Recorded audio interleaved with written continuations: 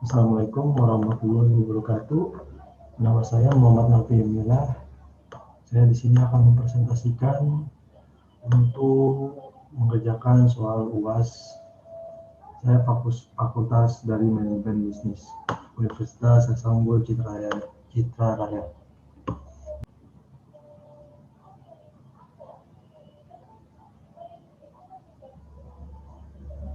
Nah, jadi di sini saya akan mempresentasikan yang berjudul penulisan laporan. Sini, oke, kita mulai aja.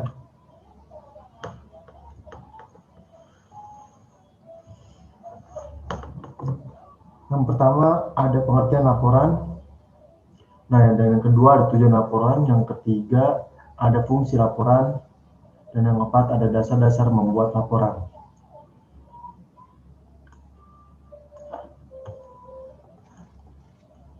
Nomor satu itu pengertian. Nah, pengertian laporan adalah suatu bentuk penyampaian berita atau keterangan atau pemberitahuan ataupun pertanggungjawaban baik secara lisan maupun secara tulisan. Ini laporan itu dari pengertiannya pasti kita udah tahu ya. Jadi laporan itu adalah bentuk penyampaian berita. Jadi laporan itu suatu bentuk penyampaian berita. Jadi entah itu berita, keterangan, pemberitahuan ataupun pertanggungjawaban baik secara lisan maupun secara tulisan. Jadi laporan itu bisa secara lisan, bisa secara tulisan. Yang contoh sebuah laporan, nah yang satu ini laporan kegiatan, ada kedua laporan perjalanan, dan yang ketiga ada laporan penelitian, dan yang terakhir ada laporan percobaan. Nah, yang kedua itu ada tujuan. Yang satu itu untuk memberikan sebuah fakta. Nah, udah pasti jelas ya. Namanya sebuah laporan itu kita membuat suatu laporan pasti masa kita membuat laporan itu nggak fakta gitu ya, nggak bakal mungkin kita membuat suatu laporan itu nggak fakta gitu. Yang kedua itu membuat kesimpulan, yang ketiga itu menyimpulkan masalah. Contohnya menyimpulkan masalah itu seperti kayak kita menganalisa suatu masalah itu, nah kita simpulin masalah, nah kita bisa buat laporan. Nah, keempat itu mengambil sebuah keputusan, yang kelima itu sebagai pengawasan dan perbaikan. Tujuan menurut Hasnun. Nah, yang pertama ini menurut Hasnun itu sebuah bahan evaluasi. Nah, yang kedua ini sebagai bukti hasil kerja dari pihak yang memberikan. Yang ketiga itu laporan sebagai penanggung-jawaban, dan yang terakhir menemukan teknik-teknik baru. Itu menurut Hasnun. Yang ketiga itu fungsi. Fungsinya itu satu, untuk sumber informasi. Udah jelas dong, namanya laporan bisa di sini itu laporan itu berfungsi yang pertama itu untuk sumber informasi. Jadi untuk ya sebagai kita kan pasti perlu namanya informasi-informasi ya. Nah, di laporan ini termasuk ada satu fungsi yaitu untuk sumber informasi. Nah, yang kedua itu memberitahukan atau menjelaskan dasar penyusunan, kebijaksanaan, keputusan atau pemecahan masalah. Nah, yang ketiga ini pendokumentasian. Dan yang keempat mengambil sebuah keputusan. Dan yang kelima sebagai alat pembinaan kerjasama. Yang kedua itu dasar-dasar membuat laporan. Di sini ada. Laporan adalah dasarnya adalah alat komunikasi. Nah, berarti itu laporan itu dasarnya adalah alat komunikasi agar dapat digunakan sebagai alat komunikasi yang efektif. Sebuah laporan harus memenuhi syarat-syarat sebagai berikut. Nah, yang satu lengkap, artinya data dan fakta yang ada dalam laporan itu harus lengkap. Nah, kalau misalkan dalam laporan itu tidak lengkap, nah berarti kan termasuknya itu bukan fakta dong. Nah, yang B itu yang kedua itu jelas. Sebuah laporan disebut jelas bila uraian dalam laporan tidak memberi peluang ditafsirkan secara berbeda oleh pembaca yang berbeda. Nah, yang ketiga itu benar atau akurat. Di sini juga ada dasar-dasar membuat itu benar atau akurat. Data dan fakta yang salah dapat menuntun pembaca membuat suatu keputusan yang salah. Nah, yang keempat itu sistematis. Laporan harus diorganisasikan sedemikian rupa dengan sistem pengkodean yang teratur sehingga mudah dibaca dan diikuti oleh pembaca. Jadi kan namanya sebuah laporan itu harus diorganisasikan sedemikian rupa ya agar pembaca itu dan bisa mengikuti ini apa ini isi laporan tersebut. Yang kelima itu ada objektif. Penulisan laporan tidak boleh memasukkan selera pribadi ke dalam laporannya. Penulisan harus bersikap netral dan memakai ukuran umum dalam menilai sesuatu. Nah, yang terakhir itu tepat waktu. Ketepatan waktu mutlak diperlukan karena keterlambatan laporan bisa mengakibatkan keterlambatan pengambilan keputusan. Jadi di sini ada dasar-dasar membuat laporannya. Next.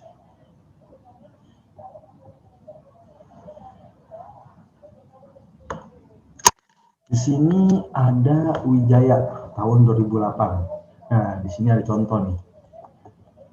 Di sini ada contoh. Ini contoh laporan nih. Di sini ada judul. Judulnya itu musik genggong makin menjauh.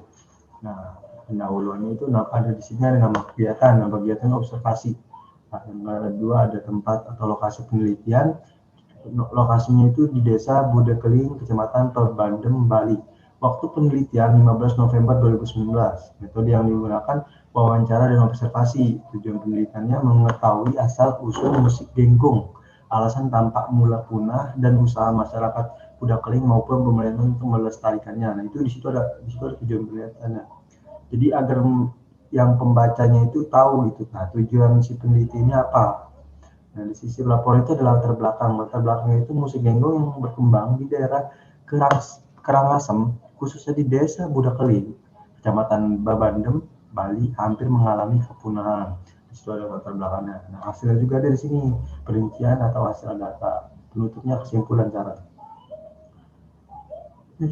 Bagian-bagian sebuah laporan. Di sini ada bagian-bagian sebuah laporan: pendahuluan, batang tubuh laporan, nah, ada kesimpulan, dan ada saran, dan ada lampiran. Di sini semua pasti tahu ya, namanya sebuah laporan itu pasti harus ada pendahuluan, dimana pendahuluan itu untuk membuka suatu apapun, misalnya bukan apapun sih, jadi untuk mendahului ya. Di situ ada batang tubuh laporan dan ada kesimpulannya. Pasti di setiap laporan itu ada kesimpulan dan sarannya, karena kenapa? Di situ kita bisa menyimpul, orang yang menulis laporan itu harus menyimpulkan ini harus bagaimana dan harus mengasih saran ini harus gitu. Langkah-langkah menulis laporan. Di sini ada langkah-langkah menulis laporan. Yang pertama itu membuat judul laporan yang benar sesuai dengan pengamatan yang dilakukan. Nah, yang kedua itu menyusun kalimat pembukaan, menyusun isi laporan yang berisi gagasan-gagasan pokok. Yang keempat, kalimat penutup.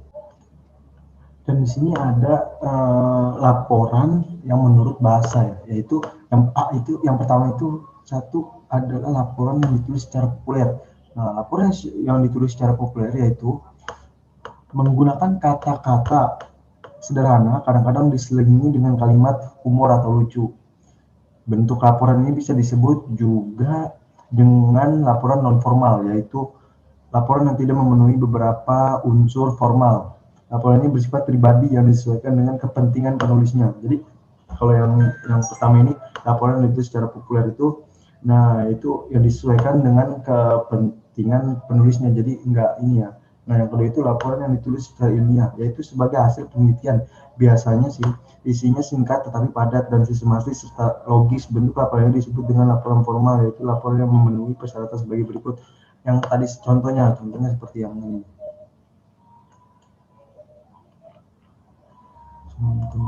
Nah, ini.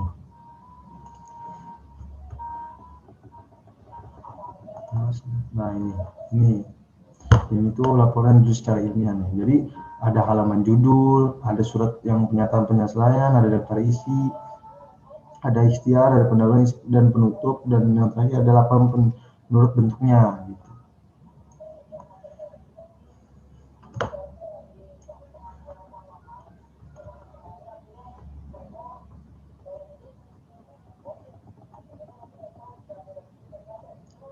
Nah, sebenarnya di fungsi laporan ini biasanya dilakukan oleh seorang bawahan kepada atasan. Dalam hal ini adalah atasan memberikan tugas untuk memberikan tugas atau mempunyai fungsi kontrol dan pengawasan atau dirinya atau atas kegiatan yang dilaporkan. Nah, laporan juga bersifat koordinatif. Bila ditulis oleh petugas dengan posisi sejajar dengan pembacanya, atas dasar ini laporan mengandung 4 fungsi. Nah, di sini ada 4 fungsi, yaitu fungsi informatif, yang kedua itu fungsi pertanggungjawaban, yang ketiga fungsi pengawasan, dan yang keempat fungsi pengambilan keputusan, dan yang kelima itu sistematis penulisan laporan. Yang sampai 4 doang. Jadi fungsi informatif, fungsi pertanggungjawaban, fungsi pengawasan, dan fungsi pengembalian keputusan. Nah, yang pertama itu fungsi informatif. Laporan bisa digunakan sebagai sumber informasi bagi pembacanya. Itu yang fungsi informatif. Yang kedua itu fungsi pertanggungjawaban.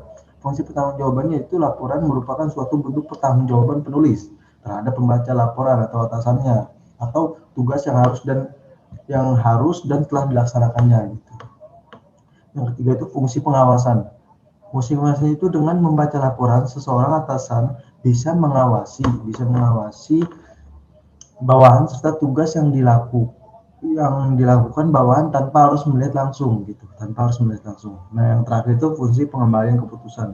Laporan dari bawahan dapat digunakan oleh atasan sebagai bahan pertimbangan pengambilan keputusan, juga berlaku untuk laporan koordinatif. Nah, itu aja sih. Jadi namanya kita sebagai, untuk misalkan kita nih untuk mau menulis sebuah laporan, pasti di situ ada namanya fungsi, nah jadi mungkin itu saja presentasi dari saya. Kurang lebihnya mohon maaf apabila ada kesalahan kata atau ucapan. Saya ucapkan terima kasih. Kurang lebihnya mohon maaf. Wassalamualaikum warahmatullahi wabarakatuh.